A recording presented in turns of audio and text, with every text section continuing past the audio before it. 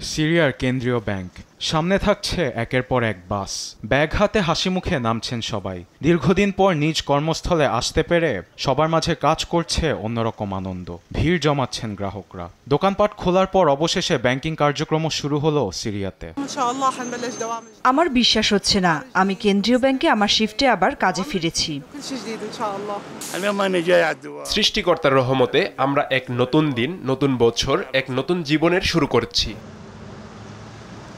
ব্যাংকের পাশাপাশি খুলতে শুরু করেছেন নানান আর্থিক প্রতিষ্ঠান আসাদ সরকার ও বিপ্লবীদের মাঝের দ্বন্দ্বের কারণে এসব প্রতিষ্ঠান বন্ধ ছিল প্রায় এক মাস এতে কোম্পানিগুলোর ক্ষতি হয়েছে বিলিয়ন বিলিয়ন ডলার তবে পরিস্থিতি স্বাভাবিক হবার কারণে মুক্তবাজার অর্থনীতিতে গুরুত্ব দিয়েছেন অর্থনীতিবিদরা অর্থাৎ বাজার ব্যবস্থার উপর হাত থাকবে না সরকারের এমনটি জানিয়েছেন দামেস্কের চেম্বার অব কমার্সের প্রধান বাজেল হামুই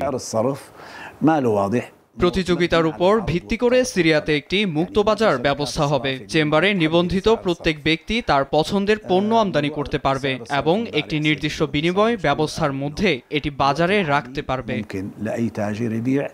সাবেক প্রেসিডেন্ট বাশার আল আসাদের শাসনামলে শোচনীয় অবস্থায় ছিল অর্থনীতির জাতিসংঘের প্রকাশ করা ২০২০ সালের এক প্রতিবেদনে সিরিয়ায় দারিদ্র্য সীমার নিচে ছিল প্রায় ৯০% বেশি মানুষ আসাদ সরকার পতনের পর সিরীয় মুদ্রার দেখা দিয়েছিল দরপতন $1 মার্কিন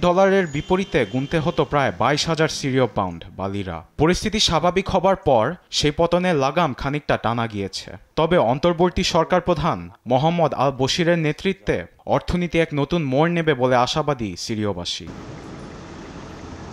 আরবিদ আফসার নিউজ ডেস্ক দেশ টিভি